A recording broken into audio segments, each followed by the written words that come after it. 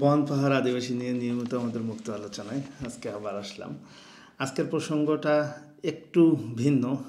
আপনারা জানেন যে সাম্প্রতিক সময়ে আমাদের টেকনাফ, উখিয়া এই যে সীমান্তটা আছে আমাদের সেন্ট মার্টিন সহ এই জায়গায় আরাকান আর্মি পুরো সীমান্তবর্তী যে অঞ্চলগুলো মায়ানমারের সেটা দখল করছে। এবং আরাকান আর্মি সম্পর্কে সাম্প্রতিক সময়ে আপনারা জানেন যে ভারতের সঙ্গেও একটা উত্তেজনা একটা চলতেছে। এই পরিস্থিতিতে বিভিন্ন জন বিভিন্ন ধরনের মতামত দিচ্ছে। সেই জায়গাগুলোতে আমি দেখতেছি, খুব দুঃখজনক হলেও সত্যি আমি দেখতে পাচ্ছি যে মেন স্ট্রিম মিডিয়াগুলো অনেক ধরনের বাহিরের মেন স্ট্রিম মিডিয়া যারা আছেন বা ভারতীয় মিডিয়া বা গদি মিডিয়া নামে পরিচিত এই সময় এসে তারা প্রচুর প্রোপাগান্ডা ছড়াচ্ছে। সেই জায়গাটাতে এসে আরাকান আর্মিকে নিয়ে কিছু একটা আমি যতটুকু জানি, আমার জানার মধ্যে যতটুকু, যেহেতু আমরা পার্বত্য চট্টগ্রাম অঞ্চল নিয়ে দীর্ঘদিন ধরে কাজ করি এবং পার্বত্য চট্টগ্রামে একটা বিস্তীর্ণ এলাকা কিন্তু মায়ানমারের সঙ্গে বর্ডার শেয়ার করে, এটা আপনারা জানেন। এবং এই জায়গাগুলোতে আমরা যারা ভ্রমণ করি বা যারা আমরা এই পার্বত্য অঞ্চলে রেগুলার আমরা ঝর্ণা বা পাহাড় বিভিন্ন কিছু দেখার জন্য আমরা সবসময় গেছি, সেই জায়গাগুলোতে তা যেহেতু আমাদের একটা লাইভ এক্সপিরিয়েন্সও আছে, সেই জায়গা থেকে আরাকান বাহিনী নিয়ে বা বর্তমান সাম্প্রতিক পরিস্থিতি নিয়ে যতটুকু জানি ততটুকু বলার চেষ্টা করব, যতটুকু জানি না ততটুকু বলার চেষ্টা করব না। তো এই জায়গাটা থেকে আমার কাছে মনে হয় আরাকান আর্মি সম্পর্কে পুরো ক্লিয়ার একটা ধারণা হয়তো বা এই ভিডিও থেকে মোটামুটি পাবেন আর কি। এত যে প্রোপাগান্ডা চারপাশে চলতেছে এইটার ভিড়ে আমি কিছু বলার চেষ্টা করি। প্রথম ব্যাপারটা হলো আরাকান আর্মি দেখেন 2009-10 দিকে এই সংগঠনটা আসছে, অর্থাৎ আরাকান আর্মি। এবং এইটার যদি প্রথমের দিকে আপনারা দেখেন যে 2013-14 সাল বা 15 সালের দিকে এটার কিন্তু আরাকান বাহিনীর যে সদস্য এটার সংখ্যা কিন্তু খুব একটা বেশি ছিল না। আমরা তখনও কিন্তু 2007-8 থেকে যারা পাহাড় করি, আমরা পাহাড়ের ভিতরের অঞ্চলগুলোতে যাই, তখন কিন্তু আমরা আরাকান আর্মি পাইনি। আরাকান আর্মি কিন্তু 2014-15 দিকে। এবং আমার একটা কথা এখনও মনে আছে, তখনকার সময়ে যে পার্বত্য চট্টগ্রাম থেকে 2 জন অপহরণ হয়েছিল, সেখানে এক প্রকার আরাকান আর্মিকে দায়ী করা হয়েছিল, কিন্তু অনেকভাবে এটা তখনকার সময়ে কেউ কারাঙ্গের ওই সাইডটা থেকে আসলে 2 জন পর্যটক, ওই সময় এটা খুব বহুল আলোচিত ছিল, এটা আপনারা জানেন যে মুন্না জুবাইর তখন বহুল, যারা হয়তো পাহাড় লাইনে আছেন তারা এই জিনিসগুলো জানেন। তখন কিন্তু আরাকান এটা কোনো সত্যতা খুঁজে পাওয়া যায়নি এবং তারা বরাবরই এটা সবসময় তাদের সঙ্গে যোগাযোগ করা হয়েছে এবং তারাও এটা অস্বীকার করছে, আইনশৃঙ্খলা বাহিনীরাও যোগাযোগ করছে, সবাই যোগাযোগ। তখন তাদের এটা করারও খুব একটা কথা না, কারণ তাদের জনসংখ্যা মানে তাদের সৈন্য সংখ্যা তখন কিন্তু খুবই কম ছিল, মাত্র 2014 সালের দিকে 1500 থেকে 2000 ছিল, বা 2015 সালের দিকে 2 থেকে 2500 এতটুকু জনসংখ্যা ছিল। এবং তাদের সমর্থিত বলা হচ্ছে যে যারা, যেমন আমাদের একটা ছাত্র আন্দোলন হচ্ছে এরকম, ওদের কিন্তু এই আন্দোলনটা বা এই মুভমেন্টটাতে কিন্তু প্রচুর সাধারণ শিক্ষার্থীদের একটা ব্যাপক ধরনের বা যুব সমাজদের একটা ব্যাপক ধরনের অংশগ্রহণ আছে। এবং পরবর্তীতে এসে যদি আমরা দেখি 2020 সালের পরবর্তী সময়ে এসে 2020 থেকে 24 এই সময়কালটা যদি বলা হয় যে আরাকান বাহিনীর 30,000-এর উপরে কিন্তু সৈন্য আছে, অর্থাৎ যেটা 2014-15 সালেও ছিল যেটা 2 থেকে 2500, সেটা কিন্তু 30,000-এর উপরে চলে গেছে। এবং আপনারা যদি দেখেন ওদের নিয়ন্ত্রিত এরিয়াগুলো, আমি খুব সহজে একটু বোঝানোর চেষ্টা করতেছি, আমি এত ডিপ ব্যাখ্যায় গেলে অনেকে এরিয়াগুলো বুঝতে পারবেন না। তারা যে এরিয়াগুলোতে মোটামুটি আছেন, চীন রাজ্যটা কোনটা এটা আমাদের বুঝতে হবে। চীন রাজ্যটা কিন্তু আমরা যে 3 মুখ পিলারটা জানি না, রাঙ্গামাটি বিলাইছড়ি উপজেলাটা যেটা পড়ছে 3 দেশের সীমানা, একদিকে মিজোরাম, একদিকে বিলাইছড়ি আমাদের চিটাগং হিল ট্র্যাক্টস, অর্থাৎ আরেকদিকে কিন্তু ভারতের চীন রাজ্য পড়ছে। এবং এই চীন রাজ্যটা দেখেন কোন সাইড থেকে, বিলাইছড়ির সঙ্গে তাহলে বর্ডার শেয়ার করে আমাদের রাঙ্গামাটির। এবং তার পরবর্তীতে যদি আমরা দেখি তাহলে রোয়াংছড়ির কিছু এরিয়া পড়ে, রুমার কিছু এরিয়া পড়ে, এই সাইডগুলোতে চীন রাজ্য। আবার থানচির দিকে যখন আপনি আসবেন, থানচি থেকে শুরু করে থানচির পিছন সাইডটা, অর্থাৎ আমাদের সাঙ্গু মাতামুহুরি রিজার্ভ যে বন্যপ্রাণী অভয়ারণ্য, এই জায়গাটা থেকে আপনি দেখবেন আবার রাখাইন স্টেট শুরু হয়ে যায়। ওইখানে কিন্তু ভাগটা, এখান থেকে আবার রাখাইন শুরু হয়ে যায়, অর্থাৎ আরাকান এখন যেটা মূলত তাদের পদচারণতা কিন্তু আরাকানই। এবং চীন রাজ্যতেও তাদের কিন্তু পদচারণ আছে, চীন আছে। এবং এই যে রাখাইন, যে আমি লাইনটা শেষ করি তাহলে আপনারা সহজে বুঝতে পারবেন। তাহলে আমাদের সাঙ্গু মাতামুহুরি যে রিজার্ভ অঞ্চল, সেটার সঙ্গে আপনারা জানেন যে সেটা একটা পোর্শন আলীকদমের দিকে পড়ছে, আর একটা পোর্শন পড়ছে আমাদের থানচির দিকে। তার মানে এই যে আলীকদম হয়ে নাইক্ষংছড়ি হয়ে এই যে কক্সবাজার যে উখিয়া এবং টেকনাফ সেন্ট মার্টিন পর্যন্ত এই যে অঞ্চলটা, এইটা হলো 271 কিলোমিটার বলা হচ্ছে। আমরা বর্ডার শেয়ার করি মায়ানমারের সঙ্গে।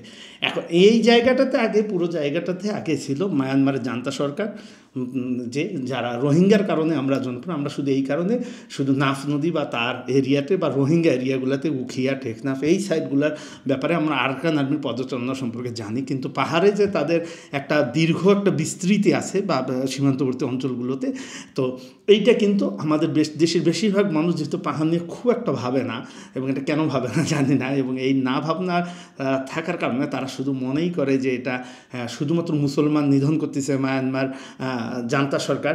এই জায়গাটাতে একটা বড় ধরনের ভুল আছে, এবং তাদের কারণে কিন্তু মায়ানমারের জান্তা সরকারের কাছে কিন্তু নিপীড়িত জনগোষ্ঠী শুধুমাত্র কিন্তু মুসলমান জনগোষ্ঠী না। এই জায়গাটাতে আমরা যে কোনো ঘটনাকে যখনই আমরা ধর্মীয় দৃষ্টিকোণ থেকে দেখব বা জাতিগত দৃষ্টিকোণ থেকে দেখব, তখনই আসলে সমস্যাটার উদ্ভব হয়। এবং আমরা যে দৃষ্টিকোণ থেকে দেখতেছি সংবাদগুলো, সেই দৃষ্টিকোণটাই কিন্তু আমাদের এই যে ডিভাইডেশন বা পূর্ণাঙ্গ না জানা এই জিনিসগুলো তৈরি হচ্ছে কিন্তু এই কারণে। এবং এছাড়াও কিন্তু আপনারা দেখবেন যে তাদের কাচিন রাজ্য, শান রাজ্য, এই রাজ্যগুলোর সঙ্গে কিন্তু একটা সম্পর্ক কিন্তু তাদের আছে, এবং এই জায়গাগুলোতে তাদের পদচারণা ব্যাপকভাবে আছে। এবং তাদের কিন্তু আরাকান আর্মি, আজকে আমি খুব অবাক হলাম যে ভারতীয় মিডিয়ারা ওরা মনে করতেছে 271 কিলোমিটার এই সীমান্ত জায়গাটা, এবং বাংলাদেশের মিডিয়া অনেকভাবে না জানার কারণে যেটা হচ্ছে যে সেটা আমার কাছে মনে হয় না যে আরাকান নিয়ে হয়তোবা সীমান্তর অবশ্যই সেখানে একটা বিশৃঙ্খলা চলতেছে, খুব খারাপ একটা পরিস্থিতি চলতেছে, এটা তো দীর্ঘদিন ধরে। এটা তো অং সান সু চি যখন ক্ষমতায় ছিলেন তখনও মানে তিনি সেভাবে মানে যেভাবে ওখানকার সাধারণ আরাকানিদের উপর বা আরাকান রাজ্যের বা রাখাইন রাজ্য আপনি যে নামেই ডাকেন না কেন, সেখানকার অধিবাসী, সে মুসলমান হোক বৌদ্ধ হোক, সবার উপর যে অত্যাচার বা অবিচারটা চালাইছে, সেই একই অবিচার কিন্তু আসলে সবার উপরেই চালাইছে। এবং পরবর্তীতে যে জান্তা সরকার আছে তারাও কিন্তু একই কাজটাই করছে। এখন কথাটা হলো আরাকান আর্মি, যেটা আমার কাছে মনে হয়েছে তারা খুবই সুসংগত। এবং আপনারা দেখবেন 2022 সালে জেনারেল নাইংয়ের একটা সাক্ষাৎকার তখন ছাপানো হয়। আলতাফ পারভেজ ভাই, আমাদের দক্ষিণ এশীয় বিষয়ক গবেষক আলতাফ ভাইরা একটা সাক্ষাৎকার নেন চমৎকার জেনারেল নাইংয়ের, এবং উনি ওখানে কিন্তু অনেকগুলো বিষয় উল্লেখ করছেন। আমি এটার বিস্তারিত লিঙ্কটা আমি এখানে দিয়ে রাখবো আমার পেজে, আমার এটা পুরোটাই দেওয়া আছে, আপনারা এটা দেখে নেবেন, পুরো সাক্ষাৎকারটা পড়ে নেবেন। সাক্ষাৎকার পড়লে আপনাদের জন্য খুব সুবিধা হবে। উনি প্রথম প্রশ্নটা যখন ওনাকে করা হয়েছিল, উনি তখন প্রথমেই বলছিল আমরা রোহিঙ্গাদের নাগরিক অধিকার স্বীকার করি, এবং তাদের রাখাইনে বা আরাকানে তাদেরকে মুসলিম নাগরিক হিসাবে আমরা এটা স্বীকার করি। তার মানে তাদের দিক থেকে এই জায়গাটাতে আমার কাছে মনে হয় যে এখন পর্যন্ত এত বছর ধরে তাদের বর্ডারে পদচারণা, এবং এত বছর ধরে, এটা কিন্তু কম সময় না, 2009-10 সাল থেকে যদি হিসাব করেন আজকে 2024 সাল, এক যুগেরও উপরে সময় তারা কিন্তু বাংলাদেশের এবং মিয়ানমারের সীমান্তবর্তী যে অঞ্চলগুলো, বাংলাদেশ সাইডে কিন্তু তারা আশ্রয় ছিলেন, এবং সেখানে আমাদের আইনশৃঙ্খলা বাহিনীর সঙ্গেও তাদের কিন্তু খুব একটা গ্যাঞ্জামের আমরা কিন্তু যতটা সংবাদপত্রে প্রকাশ করা হচ্ছে, আমার কাছে মনে হয় না সংখ্যার জায়গা এতটা। কারণ তা আপনারা দেখেন যে 2015 সালে কয়েকটা ঘোড়া নিয়ে আমার এখনও মনে আছে, এবং ওই ঘোড়া কেন্দ্রিক একটা ঝামেলা হয়েছিল 2015 সালের দিকে। এরপরে কিন্তু আমরা আর কোনো ঝামেলার কথা কিন্তু শুনি না। এরপরে তখন আমাদের সেনাবাহিনীরা গেছিলেন এবং তখন একটা সংঘর্ষ হয়েছিল, কিন্তু এরপরে কিন্তু আর কোনো সংঘর্ষের ঘটনা কিন্তু আমরা মানে মায়ানমারের যে আরাকান আর্মির সঙ্গে কিন্তু আমরা এই সমস্যাগুলো পরবর্তী সময়ে কিন্তু আমরা দেখিনি সেভাবে। এবং আর একটা জিনিস উনি এখানে স্পষ্ট করছিলেন যে কোনো বৃহৎ রাষ্ট্রই চায় না যে মায়ানমার বা বাংলাদেশ, উনি এটি বুঝাইতে দিয়েছেন, বা ইন্ডিয়া, এটার মাঝখানে কোনো বৃহৎ রাষ্ট্রই চায় না আসলে। চীন যারা এসেছেন, থাইল্যান্ড ওপাশে আছে, ওপাশে লাওস আছে, কম্বোডিয়া আছে, কোনো বৃহৎ রাষ্ট্রই চায় না যে মাঝখানে আর একটা রাষ্ট্রের জন্ম হোক। এটা বাস্তব কথা, এটা সত্যি কথা। এটা এই ব্যাপারটাও জেনারেল নাইং যিনি প্রধান, মানে উনি কিন্তু নিজেই ওনার সাক্ষাৎকার দেখবেন, অনেক কিছু জানতে পারবেন সাক্ষাৎকারে, উনি কিন্তু নিজেই এটা স্বীকার করছে। এবং এখন কথা হলো যে আমাদের করণীয় কি? আমাদের করণীয় হলো আমাদের যে জাতিগোষ্ঠীর মানুষরা আছেন, আমরা এই আরাকান আর্মির কাছ থেকে আমাদের কাছে কিন্তু অনেক কিছু শিক্ষার আছে। দেখেন একটা ছোট্ট সংগঠন থেকে তারা কিভাবে সংগঠিত হয়ে মায়ানমারের জান্তা সরকারের সঙ্গে তারা এই পজিশনে চলে গেছে যে বাংলাদেশের সীমান্তের লাইনটা পুরোটা কিন্তু মংডু দখল করলো, আপনি খেয়াল করেন বুসিনং দখল করলো। এই জায়গাগুলো কিন্তু তারা কিন্তু একদম সীমান্তবর্তী যতগুলো টাউনশিপ আছে টাউনশিপগুলো কিন্তু এখন তাদের দখলে। এবং দেখেন যে তারা কতটা সুসংগঠিতভাবে এবং চমৎকারভাবে কিন্তু তারা তাদের অধিকার নিয়ে বা এই জিনিসগুলো কিন্তু তারা কিন্তু করছে। আমাদের কাছে মনে হয় যে এখান থেকে আমাদের অনেক কিছু শেখার আছে এবং আমার কাছে মনে হয় এই সময়ে এসে আরাকান আর্মির সঙ্গে সরকারের কথা বলা উচিত এবং সীমান্তগুলো আমাদের এবং সীমান্তের যে নাগরিক আমরা পার্বত্য চট্টগ্রামটা নিয়ে একেবারেই ভাবতেছি না এবং এই জায়গাগুলো সীমান্তবর্তী অঞ্চল, সেখানে আস্থা ফেরানো, সেখানকার মানুষকে সাহস দেয়া এবং সব প্রতিটা জায়গায় এই জায়গাগুলোতে আমাদের কিন্তু কাজ করার একটা বড় ধরনের অবকাশ আছে এবং এই জায়গাগুলোতে আমার কাছে মনে হয় যে কাজ করে। এবং সমস্যাগুলোকে আরও যদি আমরা উল্টাপাল্টা সমর্থন করি বা নানান ধরনের ট্যাগ লাগাই, এই ট্যাগ লাগানো বাংলাদেশের যে একটা চর্চা আছে এই চর্চাটা বন্ধ করা খুব দরকার। কারণ যেমন দেখেন যেভাবে একটা সময় রোহিঙ্গাদের যেভাবে সাপোর্ট দেওয়া হয়েছে বাংলাদেশ থেকে, আপনারা জানেন যে শুধুমাত্র ধর্মীয় দৃষ্টিকোণ থেকে, এটা কি আপনার কাছে কোনোভাবে মনে হয় না যে অন্যায়? এবং তারা তো সবসময়ই কিন্তু রোহিঙ্গারা কিন্তু তাদের ক্যারেক্টারটা আপনারা কিন্তু কখনো চিন্তা করেননি যে তাদের ক্যারেক্টার তাদের কিন্তু সবসময় বিট্রেই করে গেছে। এখনও কিন্তু তারা দেখেন তারা কিন্তু মায়ানমারের জান্তা বাহিনীর কাছে এত মায়ের খেয়ে আসার পরেও তারা কিন্তু আবার আরাকান সালভেশন আর্মি বা আরসা যারা আছে যে সংগঠনগুলো আছে ওদের যে সশস্ত্র সংগঠনগুলো আছে রোহিঙ্গাতে, তারা কিন্তু আবার মায়ানমারের জান্তা সরকারের সঙ্গেই কিন্তু হাত মেলাইছে এবং এইটার কারণে কী হয়েছে, সমস্যাটা আরও জটিল হয়ে গেছে। এখন কথা হলো আমি যে প্রসঙ্গে বলতেছিলাম, এখানে ভারতীয় যে মিডিয়া এটার একটা ভূমিকাটা দেখেন, ওরা এমনভাবে প্রচার করতেছে মনে হচ্ছে যে এই সীমান্তটা পুরোটা মনে হয় আরাকান আর্মির হাতে চলে গেছে এবং এমনভাবে প্রচার করতেছে এবং খুব জঘন্যভাবে মিথ্যাচার করতেছে এবং উল্টো আরও যদি আপনারা একটু সার্চ করেন, আরাকান আর্মির সঙ্গে কিন্তু কখনোই ভারতের ভালো সম্পর্ক না, বরঞ্চ বাংলাদেশের সঙ্গেই যতটুকু ভালো সম্পর্ক ততটুকু ভালো সম্পর্কও কিন্তু ভারতের সঙ্গে না। বরঞ্চ এই জায়গাটা যদি আপনি বলেন, যেমন চীন স্টেট কাদের সঙ্গে বর্ডার শেয়ার করে, আপনারা যদি রাখাইনটাকে আপনারা দেখেন যে পুরোটাই বাংলাদেশের সঙ্গে এই সাইডে বর্ডার শেয়ার করে এবং ওপাশে কিন্তু রাখাইন স্টেট কিন্তু ভারতের অন্য স্টেটের সঙ্গে বর্ডার শেয়ার করে না, আপনারা খেয়াল করে দেখেন। আবার রাখাইনের উপরের যে স্টেটটা চীন স্টেট, বা ওপাশে আপনি যদি আরও একটু উপরের দিকে যান আপনার শান স্টেট, হ্যাঁ, বা উপরের দিকে আরও যান, এরা শেয়ার করে এবং তাই সেখানে কিন্তু একটা বড় ধরনের ঝামেলা আছে, যেটা আমরা চীন স্টেট যেটা আমরা দেখতেছি যে কুকি চীনের যে সমস্যাটা দেখতেছেন, এটা কিন্তু কুকি চীন জাতিগোষ্ঠী, খেয়াল করেন কিন্তু এই যে কুকি চীন ওদের স্টেটটা তেমন কিন্তু চীন, এবং এইখানে আপনারা খেয়াল করেন তার সঙ্গে বর্ডার শেয়ার করে কারা, মিজোরাম। এবং মিজোরাম অর্থাৎ কি আমাদের যে সাইডে যে সিপ্পি পাহাড় থেকে শুরু করে এই যে অঞ্চলটা তিনমুখ পিলার থেকে শুরু করে এই অঞ্চলটাকে বম আদিবাসী জাতিগোষ্ঠী আমরা কিন্তু দেখতে পাই প্রচুর।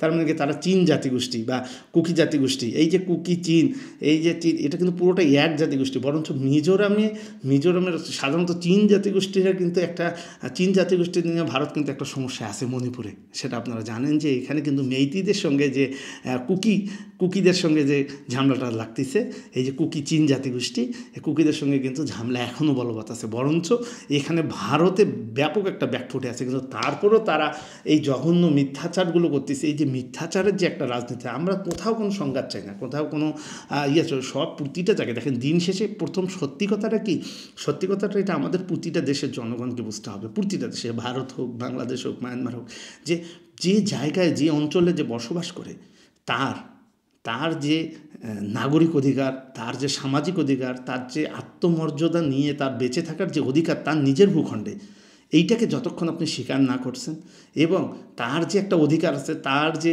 পলিটিক্যাল থেকে শুরু করে তার যে রাজনৈতিক, তার যে ধর্মীয়, প্রতিটা জায়গায় তার যে অধিকার আছে, সেইটাকে আপনি যখন অন্য কোনো কিছু চাপাই দিতে চাবেন তখনই আসলে সমস্যার সূত্রপাত। এই জায়গা থেকে যদি সবাই বিরত থাকে তাহলে কিন্তু আজকে কোথাও এত সংখ্যা, আজকে যদি মায়ানমার সরকার যদি মনে করতো যে হ্যাঁ রাখাইনের জনগণের অধিকার আছে এবং তাদের এই অধিকারটা আছে, তাদের নেতা কে হবে সেটা নির্বাচন করা, তাদের যে রাজনৈতিক অধিকার, তাদের যে গণতান্ত্রিক অধিকার, সেটাকে যদি সম্মান আজকে প্রদর্শন করতো তাহলে কিন্তু আজকে আরাকান বাহিনীর কাছে এরকম নাস্তানুবোধ হতে হতো না।